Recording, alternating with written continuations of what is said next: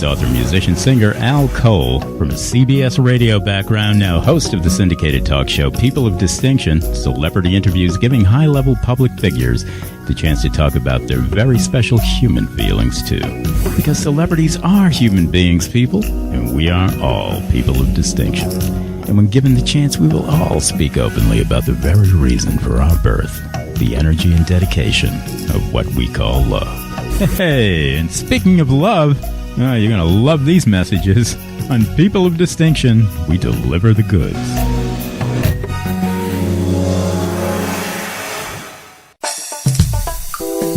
Hey, it's Al Cole, host of the syndicated talk show People of Distinction, throwing the spotlight on another one of my guests of distinction.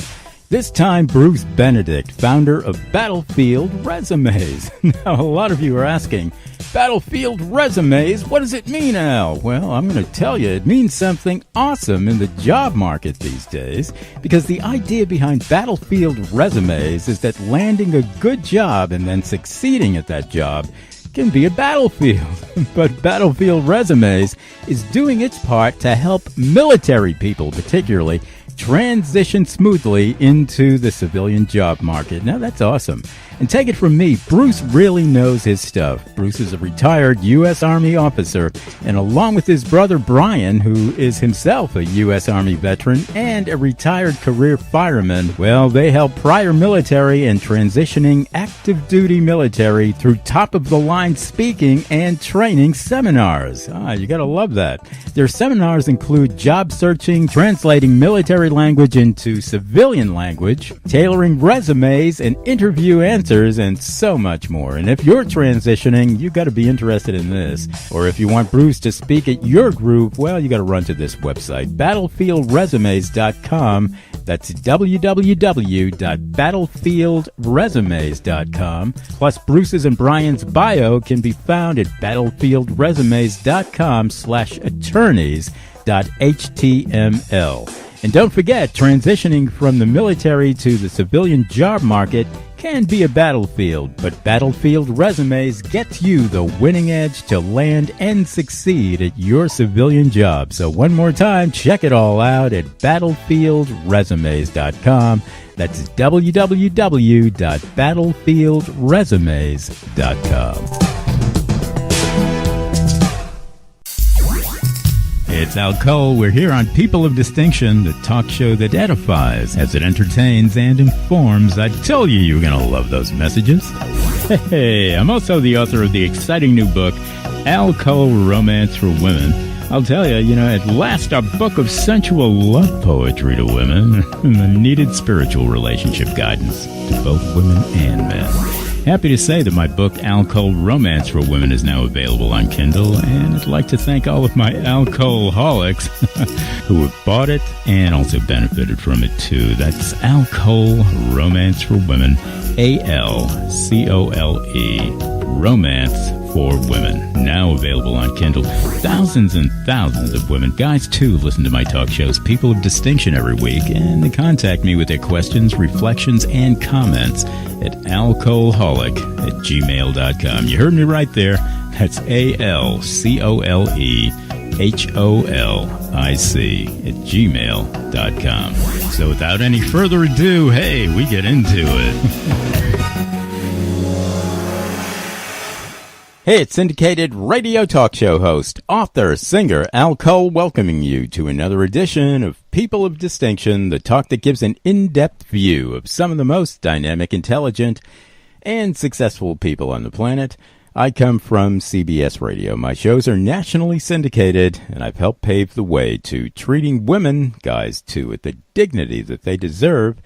With my new book, it's called The Spirit of Romance. All right, and I'd like to get things cranked up by talking a little bit of romantic talk. Hey, all right. Now, it's not kind of what you think here, because the subtitle of my book says so much. The loving relationship that we all enter into with life itself. Now, that's primary to who we are as human beings, the loving relationship. We all want love in our lives. There's no question about that. And we build our lives around families. And what is better than ultimately the human family? So now we're talking, that's real romance. The romance that we bring to our personal relationships, we can also bring to the human family if we care enough. Now, caring is a matter of first caring about you. Yeah, caring about yourself, caring about, all right, I'm going to use a big word here, consciousness. Hey, get into it. Spend some time with yourself, every once in a while. Some alone time. Get to know who you are. Get to know a little bit of your passions. Get to know some of your directions, both personally and professionally. And now you're saying, whoa, I'm worth something in this world. Yeah, it's not an ego statement. It's a statement of fact. You were born to mean something in this world. And I talk this way on my show. My guests come on, they talk the same way, no matter what they're doing professionally. They add to the edification of you, our listening audience. And, we do that all the time on People of Distinction. We got a great guy coming from the military stance who is waiting in the wings. We're going to be bringing him on. He's really a person of distinction here. And you all are, all of my listening audience, in our human family when we put love first. Coming up, a guy, you're going to love this guy. He's got a handle, too. It's called Battlefield Resumes. What does it mean, Al? What does it mean? I like the sound. I'm a military guy myself. Battlefield Resumes. We're going to get into that. This guy's name is Bruce Benedict, and he's the founder of Battlefield Resumes, and it targets veterans for jobs. And, it's not as simple as it sounds. Okay, you get out of the military, you've done your time, get back into the civilian swing, and, of course, people are going to want to hire you because, well, we like what you did in the military, and you learn to craft in the military, too. You get maybe, who knows, a master's degree. Maybe you're in the military, so you're all set to go. It don't work that way, people, and Bruce is going to clue us in on why there's a big transition from going to the military into civilian life. We know that. We know a lot of military people come back, PTSD.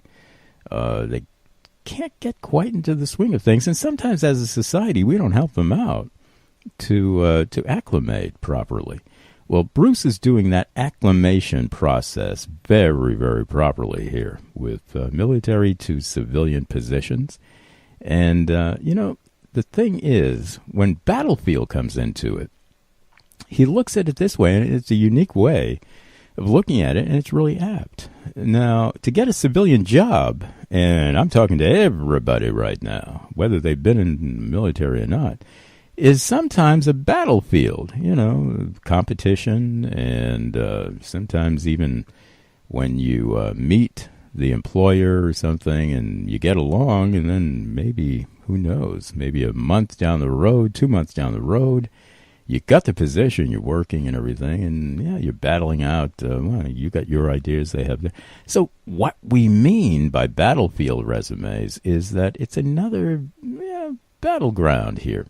Not one of those battlegrounds where you want to kill somebody. No. But it's one of those things where you can work it out. Yeah, you can work it out, and you know that, it's not going to be easy going all the time. So Bruce is really unique in that brand. I like it. He's also an author. Whoa. He's got 3 books out there. We're going to be talking a little bit about Operation Job Search, one of his books. So stick around. A lot to talk about with this guy. He also does webinars. We'll touch bases on that, too. Go to battlefieldresumes.com. Check it all out with our great guest, Bruce Benedict. Welcome, Bruce, to People of Distinction with Al Cole. How are you today? Hi, Al. Thank you for having me today. Oh, today is a fantastic day. Really appreciate it. Ah, that's great. Great to hear it. And, I appreciate you as well. I will clue in my listeners on something. I met you recently at one of my events. My listeners know that I have national events called the People of Distinction Humanitarian Awards. We honor humanitarian and creative unsung heroes in our world. And actually, some of the people that we honored at the event on Capitol Hill that you attended were pretty sung. I mean, they were nationally known, especially the congressman that we honored, Rob Whitman from Virginia. But we always try to, focus, even if people are very known, on the things that maybe people don't know about them. And it was a great event. We loved it. And thank you for attending. Thank you for, being part of Samuel Cachola's contingency. That's right. Sam's a great man. Absolutely. So our kudos go out to Sam, you, all of the other veterans who attended as well. We're going to put some focus right now on veterans as well. Give us a little bit of your background, and then we'll get into battlefield resumes. I'm sure that, of course, you come from a military background. What did you do in the military, Bruce? I actually enlisted in 1986 as a private E1, and I came in as an engine mechanic for helicopters. And I immediately went overseas. Most of my tours over 21 years was overseas. And after that, I became a military intelligence agent, and then I went to OCS, became an officer, and became a air defense officer at that time, Patriot, and then moved into military intelligence after that, and finally retired in 2007.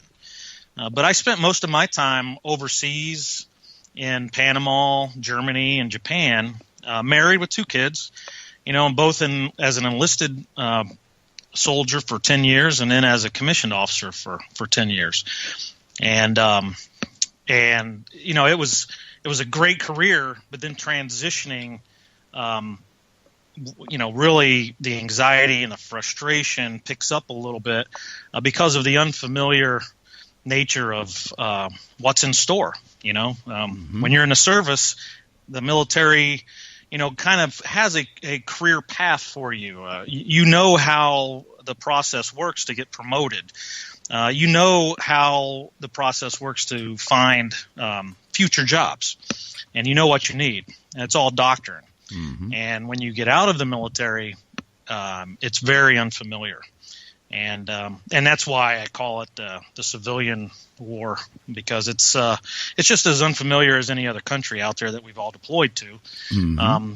And if you use your military doctrine, you can make that transition much more easy, much easier than it normally would be, and it's more familiar. At least the processes are more familiar.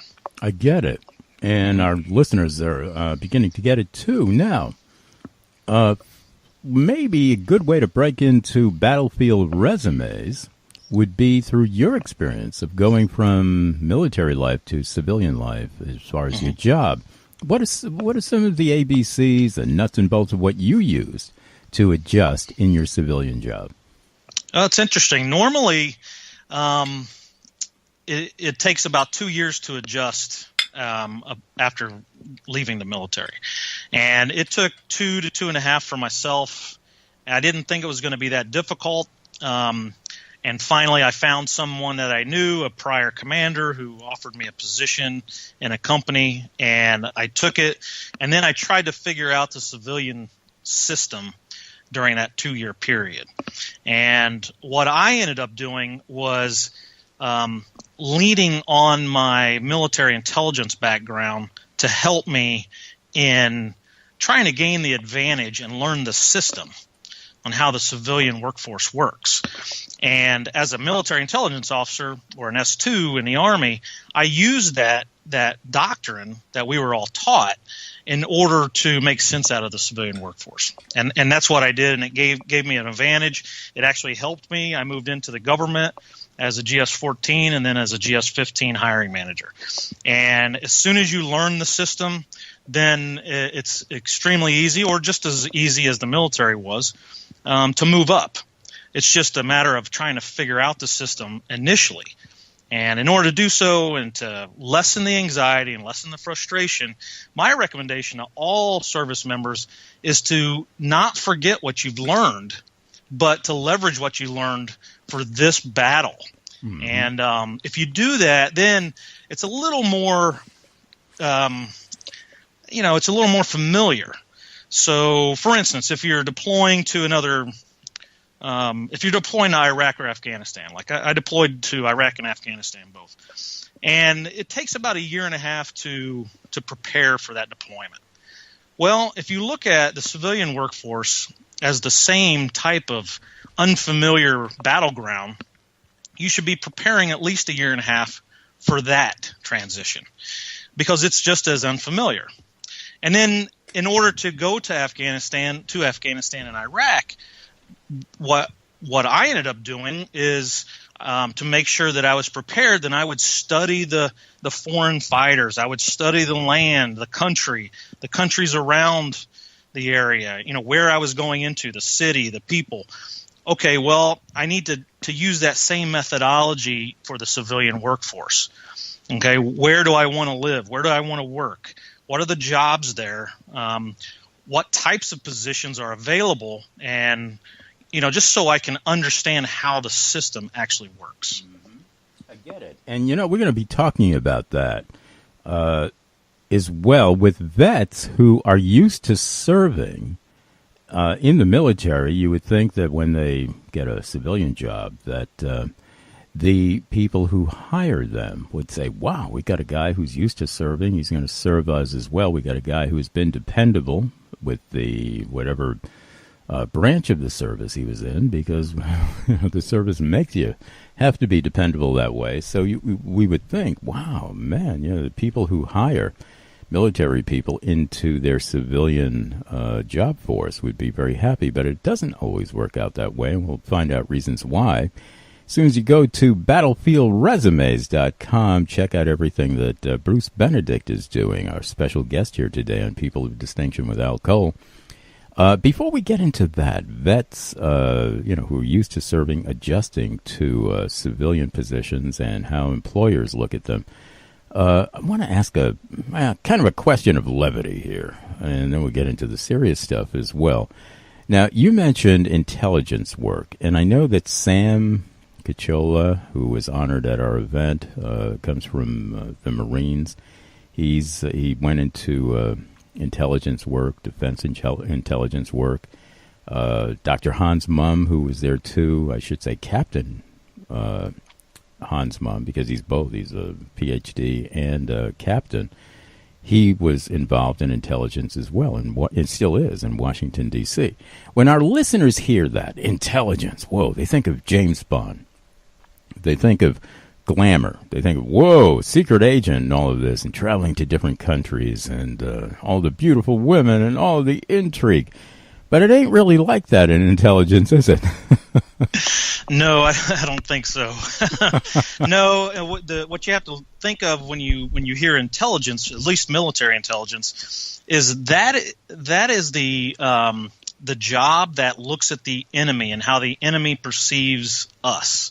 Mm-hmm. And so for Battlefield Resumes, the way I look at it is an S2, which is military intelligence, always looks at the enemy's perspective of the U.S.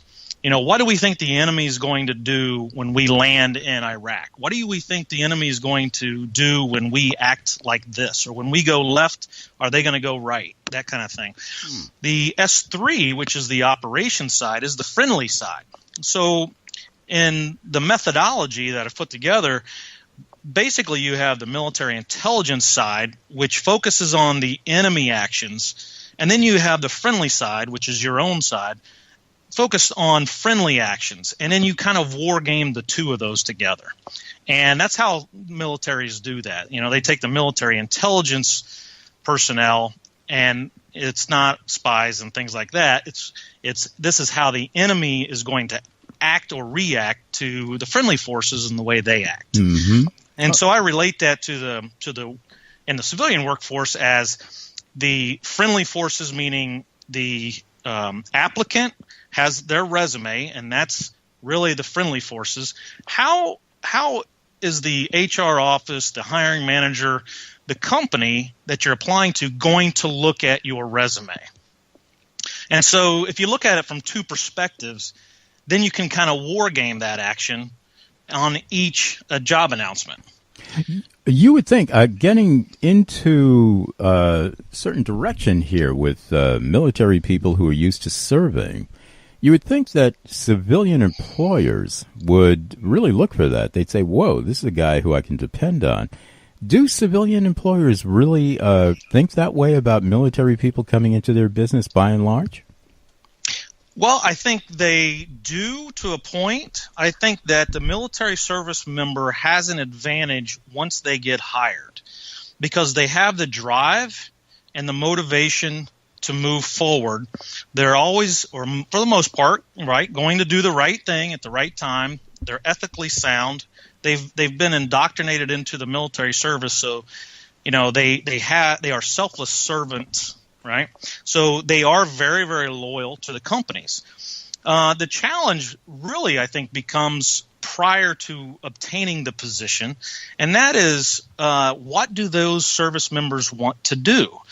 And the options are enormous out there for service members. But once they identify what their skill sets are and their strengths, and then they focus on jobs in those strengths, once they actually get hired into a company, the thing that they're going to be looking for is how do I move up? How do I obtain more supervision? How do I become a regional manager? How do I become a supervisor? And because it's not all written down and you kind of have to work through the company, the company process, then it becomes a little frustrating. But the motivation's there and the loyalty's there. They just need to be shown the way, and they will move forward and be a loyal employee for that company. I get it. That is a great point, Bruce. And I'm going to make a quick reflection here on that. Coming from CBS Radio, I know that it's not always clear, and that's a civilian company. It's one of the largest internationally in broadcasting. So I felt blessed. I was asked into it. I didn't have to apply because of other things that I did in communications. And I advanced very quickly, but it wasn't always something where I knew exactly, what I had to do to advance. And that is a big thing. Now, I've never served in the military, but I can appreciate what Bruce is talking about, that there are certain things that you do and predictable things, and you look forward to doing these things, and you advance. You go from one to, sergeant to corporal to sergeant to lieutenant to general. Now, it's not that simple, but it is more predictable that way. And that is one of the things I think that vets are looking for in jobs, and they don't always find it. Now, Bruce, are we able to, as civilian employers, are we able to make it a little bit easier that way for the vets to understand, a synergy here, working 50-50, where we say, well, gee, this is a guy who's really qualified. I know I can depend on him. He's gung-ho. Let me make it a little bit easier for this guy to advance. Can we do that in our civilian jobs? I believe so, absolutely. I think you just have to be prepared. So the employer would have to be prepared and basically know ahead of time, hey, if we hire a veteran, they're going to be motivated. We don't want to lose the motivation. Let's leverage the motivation. All right, how do we leverage that motivation so the employee now doesn't become frustrated? And really, it's just you have to remember that in the service, everything is doctrine. Everything's written down. If they want to move from one rank to the other, if they want to get promoted, if they want to go to a school, then they have to get so many points. They have to take so many college classes. They need to get expert on their weapon. They need to get a 300 on their PT score. Things like that. They know specifically what they need, and then they go to the board, the panel, and they answer all the questions, and they've had a study guide to answer those. And so, or they know the different duty positions that normally will help them in their promotions. So if you know that ahead of time, then if you're expecting the employee now, the service member, to come in, you just expect that they're going to ask you those questions because it's inherent in them. They've been brought up. I mean, just like me, I grew up more years in the military than I did with my mom and dad. And so the reality is I spent from as a baby at 0, right, and 1 year, 1 month old, all the way to age 18 with my mom and dad. However, all of my adult years were spent with the military. So when I transitioned out and I went into my first company as an employee, I'm looking for answers to associate something similar to what the military had. How do I get promoted? What's next? From my position here, what do I need to do? What are the steps that I need to take in order to move into a higher level position? Mm-hmm. What are the positions that are available? In the service, there's positions available. You have platoon leader, platoon sergeant, first sergeant, commander, S1, S2, S3, S4. All the different positions. In the civilian workforce, you really don't. And so if the employers know ahead of time or can expect that these motivated service members are going to ask these questions in which they feel are very, very basic and simple because they've lived it for forever, however many years, then the employer can be ahead of the game and already have that information to help the individual out. Mm-hmm. Whether that is laying out the corporate structure and say, here's all the different positions our corporation has. There's a lot of opportunities, and talking through the different opportunities. These are all the different training opportunities that you would need or certifications in order to move to these other departments or higher up in our department.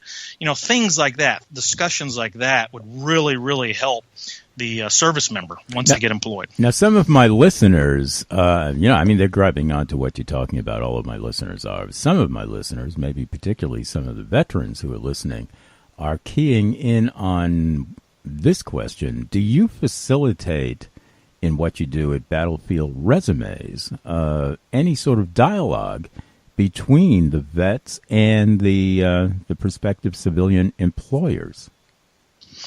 I have, and I still do.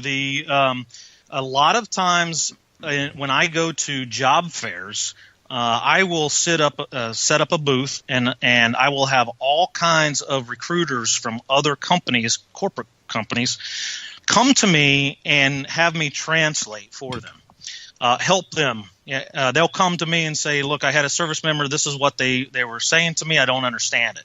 And I translated it for them. I had a service member who came to me but appeared very, very frustrated and angry. What does that mean? And then I have to translate. Well, that's not what they were trying to, convey. It's just the frustration of the moment. And so, I work through the corporations and the recruiters, and I talk to them and try to ease that transition and translate the military skills as well. And I know from my experience with one of the things that you do, we get emails from you, not maybe even from you personally, but from your business core, asking for people, who are interested to get in touch with you, maybe even send in their resume. If any of our listeners would like to do that, give us the 1, 2, 3s of how they would go about getting in touch with you and maybe formulating some sort of relationship here professionally with your helping them to adjust to a civilian job. Yeah, absolutely. All they would have to do is email me at contact@battlefieldresumes.com. And normally what I just ask is that they send me their resume and the job, at least one, if not 2 or 3, the jobs that they're looking at applying to. And if they don't have any particular jobs or they don't know what jobs they are wanting to apply to, then I can help them through that. I'll give you an example. I had a Marine Corps platoon sergeant who was a staff sergeant and was released from the Marine Corps, left the Marine Corps on his own, and took the advice of the career counselors, which was great advice, go and get your bachelor's degree. So he went and got his bachelor's degree. A few years later, he needs a job, but he doesn't know what he wants to do or can do. And the first question that anyone's ever going to ask a service member is, what do you want to do? Well, that question is extremely, extremely difficult for most service members to answer. And so for this person, what I did, and this is what I do with corporations, and I do it the same with job seekers, is translate their military experience. So this Marine Staff Sergeant, Platoon Sergeant, what we ended up doing was we did 3 tailored and targeted resumes for him. One, you look at what did you do as a platoon sergeant? Well, for instance, beans and bullets. That's what they call the first sergeant and platoon sergeant. They do they deal with beans and bullets, food and ammunition and logistics. What do? We transitioned and tailored his resume for a logistics job. Okay, so did we change the platoon sergeant title? Absolutely. That platoon sergeant title, some people are very tied to. However, it meant something special in the service. It doesn't mean much in the civilian workforce. However, he was a platoon sergeant, meaning he supervised about 30 people, and he did logistics. So we tailored his resume for a logistics job. And then he wanted another job. Like, okay, well, let's tailor what else did you do as a platoon sergeant? He trained. He was responsible. The senior enlisted members of an organization in the service are responsible for training their troops. So we tailored his resume as a training resume for training jobs. And then he wanted another one. So we looked at projects. So most of what the platoon sergeant does is projects. You can basically capture the different activities into different projects. And because he was a supervisor, we created a tailored resume that looked at this guy as or conveyed his strengths as a supervisory project manager. The last thing is he was a Marine platoon sergeant, meaning weapons. So we tailored his experience again for the 4th time to be a weapons expert, because he was so familiar his entire time he was in the Marine Corps. He shot weapons, and then he managed those who shot weapons, and he knew everything about all these different types of weapons. And so we tailored his resume to be a safety on a civilian range or a weapons firing trainer for those who, in the civilian world, who want to learn how to fire a weapon. And so we tailored his resume for that. And all of his time as in the Marine Corps for all 4 of those different types of tailored resumes was included.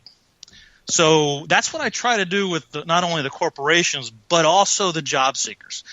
I also tell all the service members, don't feel bad if you have additional duties in your past. Those additional duties that you had in your past facilitate tailored and targeted resumes. Well, I love what you do. Okay, I didn't quite catch that you had ended your. Sorry. I get rolling, so I. That's cool. That's great though, man. Hey, look, we're on a roll here with Bruce Benedict, and you're listening to People of Distinction with Al Cole. I want you to run to this website, battlefieldresumes.com, and get involved. If you're a vet looking for a job, you want to transition from the military to the civilian, hey, this is the guy to contact. And you can contact him directly through email as well, contact@battlefieldresumes.com. I think that's what Bruce said. He can correct me if that's not the right email address. Let's talk a little bit about your book here. You got 3 books out. Operation Job Search. I would assume that a lot of what we talked about is in your book. Is there anything that is particularly in your book that we haven't talked about right now? Al, I'd like to just go over why it's called Operation Job Search. And what I've done with my books is titled them Operations. So like Operation Job Search, Operation Federal Resume, Operation Civilian Resume. And the reason I wrote these was the methodology that helped me transition and understand the civilian workforce. I just put into these books. And the way I put them in here was specifically in an operational format. And so they're all by phase lines. So in most books, you'll see step 1, step 2, step 3. In my books, you'll see objective 1, objective 2, objective 3. And they're all by phase lines. So what I've tried to do is I have related to the service member, like myself, whenever we went to the field, deployed, whenever we went on field exercises, we always had a sector that our organization was in. And we stayed within that sector. And one objective had to be met before you went on to the next objective. Okay, so unlike step 1, step 2, step 3, where sometimes, all of us will skip a step, in the military, you move from one objective to the other objective, and the assumption is you can't move to objective 3 unless you've completed objective 1 and 2. And so once you complete so many objectives, then you cross a phase line, and then you move into another chapter. And I've written a book like that, all 3 of my books, just like that, just to relate to the service members, just so when they read it, they understand it. And for instance, the job search one, I actually ended up putting the operations order. And I like using the military doctrine again, like the operations order, which we would call an op-ord. So in this, it talks about how to create a job search strategy by using the operations order. Now, everyone in the military has used an operations order. So for instance, if you can think about, why would I use an op-ord? Well, the op-ord to me is the specific tool to use that relates to both military and civilian. And the way I look at it is this, is every battle that you go to in the military has a different operations order. So for instance, Al, if you were going to battle 2 blocks down the street, and I was going to a battle 2 blocks the other direction, we would both have completely different operations orders. Okay, so with that thought process, and in the military, everyone knows you can't use the same operations order for different battlefields, and you can't use the same operations order for the same battlefield day to day to day to day, okay, day after day. And so what do you have to do? You have to tailor an operations order for that particular battleground area. And so with battlefield resume methodology, when it comes to job searching, when it comes to job announcements, everything that you're looking at has to be tailored. And I walk everyone through how to tailor it. A lot of us that transitioned were told over and over and over again what we needed to do. But very few of us were told how to actually do it. Mm-hmm. Okay, so in the military, not only are you told what to do, but if you have a question about how to do it, then you look at the doctrine. You look at the document, right? You look at the manual.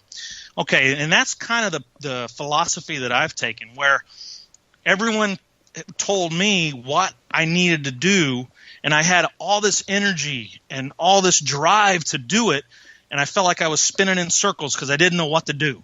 Mm-hmm. And so in order to make sense of it and use my energy in a productive manner, I just created this methodology, phase line by phase line, objective by objective, and using the operations order to focus everyone and teach them how to tailor your job search, how to tailor your resume for each battle or for each job you're applying to. And it definitely does help. I can see that. Absolutely. It would help. And people, if you need help on this, a quick way is to order Bruce's book, Operation Job Search. You can grab it on his website, battlefieldsresumes.com, or you can go to Amazon. It's available there, too. And he's written a couple of other books besides that as well. You're listening to People of Distinction with Al Cole, special guest Bruce Benedict, founder of Battlefield Resumes. We've been going through it. Bruce, we have some minutes left in the show, and I want to take it out with a couple of things here.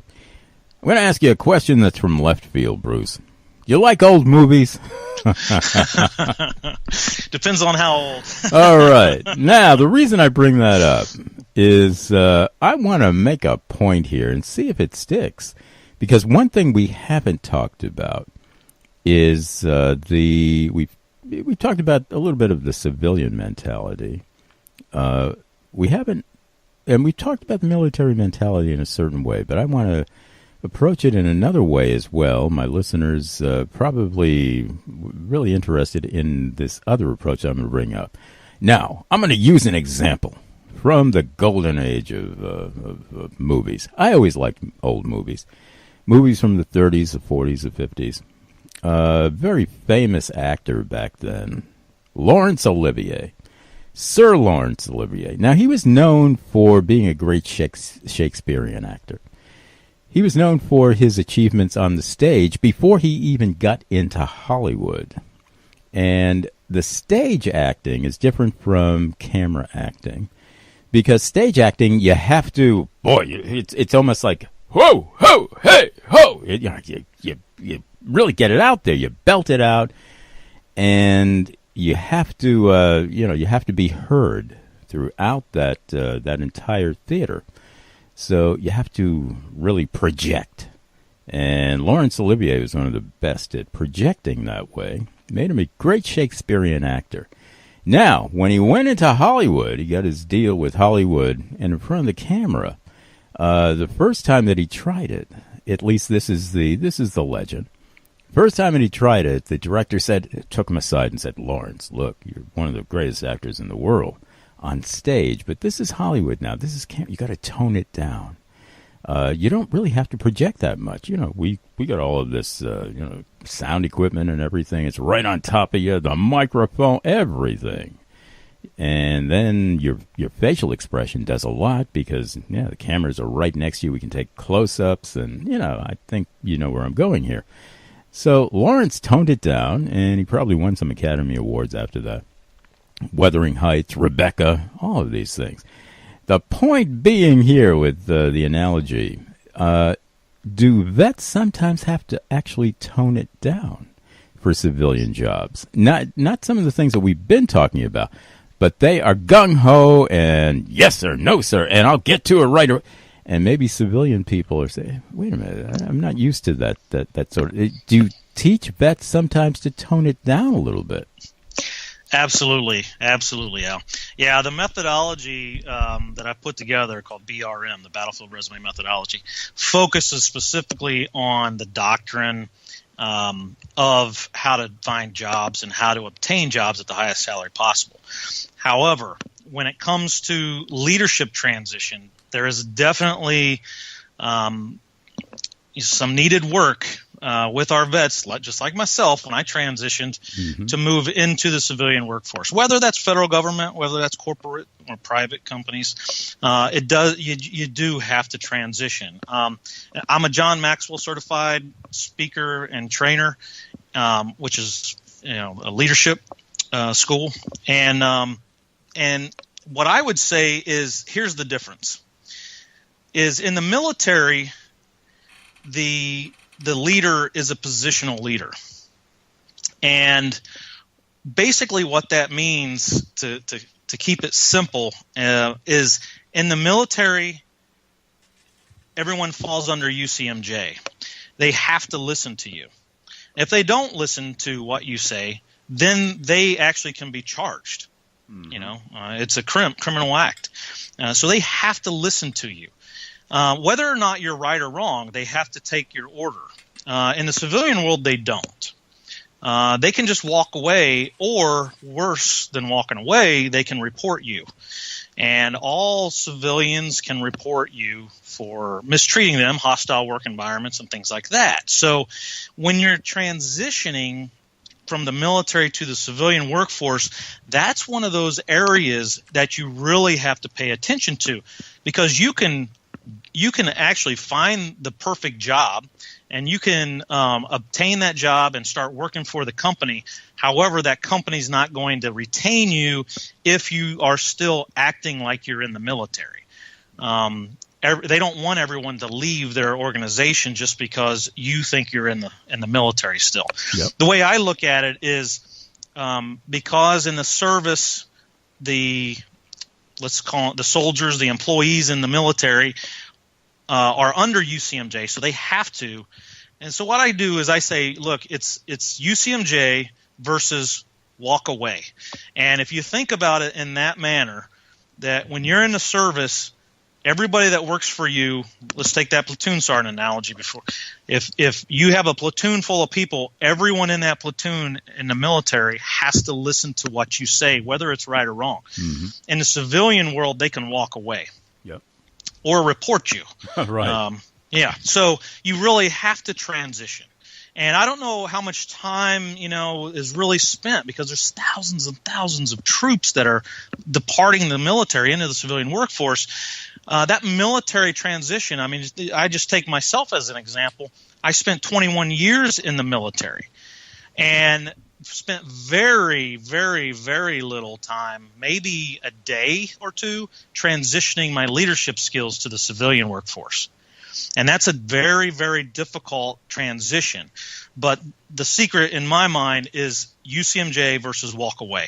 And if you think about that, then you really have to tailor your style to be more of a negotiator with employees, to change the management style that you actually have to more of a civilian style. Now, we do all kinds of podcasts, and I have on-demand recordings where we actually talk about that transition. And it's extremely important, and that is one of the most difficult problems I think that I've seen from transitioning military members. One, obviously, what do you want to do? They have to figure out what it is they're good at, that their experience supports, because no one's going to give them a job that they're not qualified to do. So they have to figure out what they're qualified to do, then find the job that they can do and have the experience for.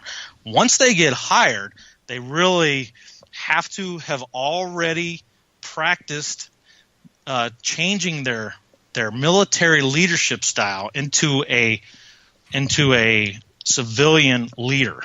If not, then they're doomed from the beginning, because that is a very, very difficult transition. Mm-hmm. Great reflections here. Transitional reflections, because we're going into the last section of the show, from Bruce Benedict. He's our special guest here today on People of Distinction with Al Cole. Bruce is the founder of Battlefield Resumes. He helps vets get jobs, and he was a vet, 20-plus year man. And he found that transition is not easy, going from the military to civilian positions, and now he helps vets to make it a little bit easier. Also has some books out. So I want you to run to this website and get involved in what Bruce does, and order his book too, Operation Job Search. Go to battlefieldresumes.com. You can contact Bruce directly at contact@battlefieldresumes.com. Bruce, we just have a few minutes left in the show. I want to take it out with some possibility thinking. And I guarantee, I semi-guarantee that you've never had this question asked to you before. And I'm going to lead up to it with a little bit of preface. Now, we have been talking about the real world as we see it. Let's talk about the possible world that could be out there when we get a synergy going with vets and civilians. When now really doesn't matter. It seems like, everything is melding very well. Vets are moving in, just perfectly into civilian positions. Civilian people are accepting vets just, like their brothers, their sisters. And everything is just fine. Now, this is possibility thinking. What kind of world would that look like that it don't look like now? Well, from my perspective, what that would look like is a world that actually achieves their strategic objectives and the vision quickly. If you look at somewhat like the tech boom, not so long ago, we didn't even have cell phones. Didn't have the iPads and iPods and things like that. that tech boom went really, really fast. The military veteran is used to achieving strategic objectives set by the CEO or the command. Okay, they're used to and familiar with moving forward in that direction based on the intent of the commander or the CEO.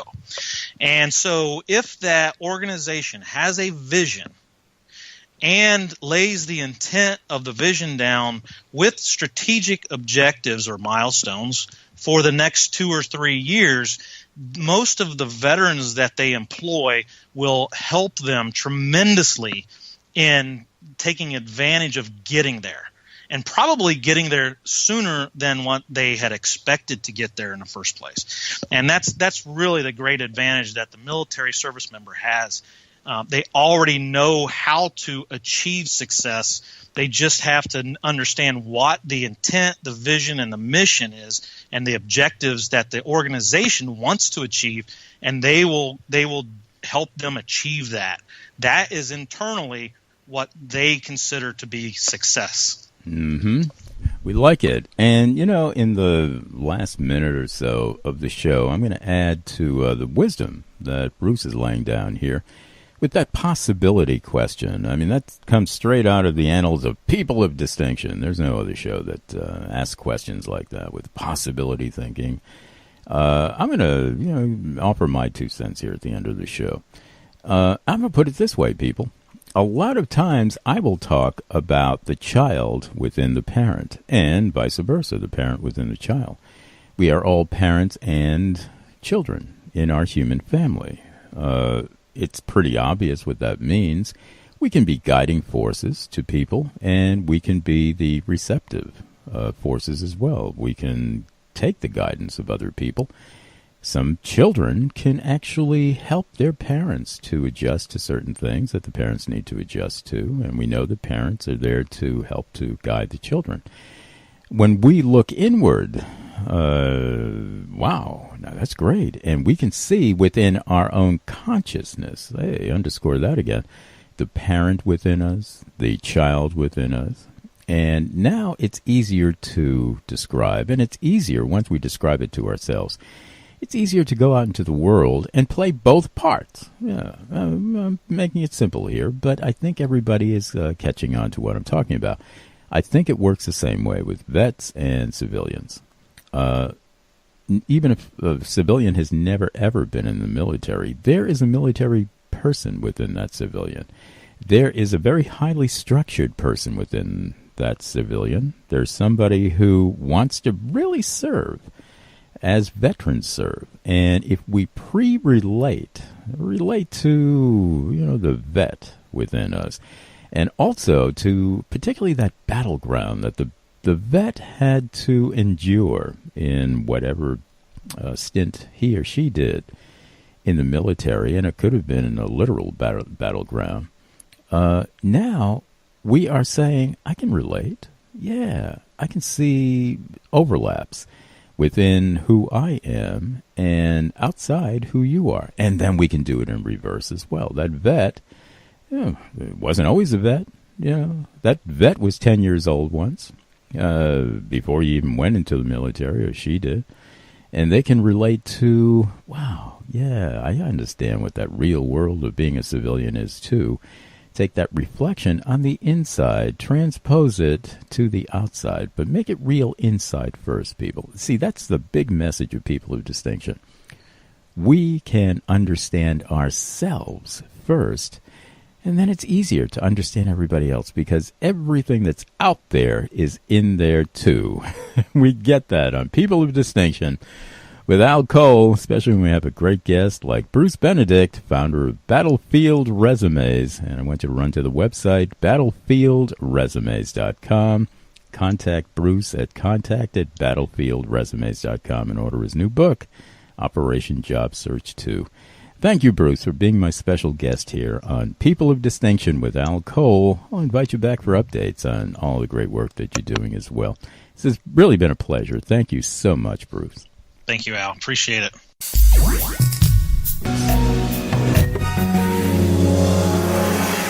So until next time, people, wish you peace, awareness, romance, and mostly love.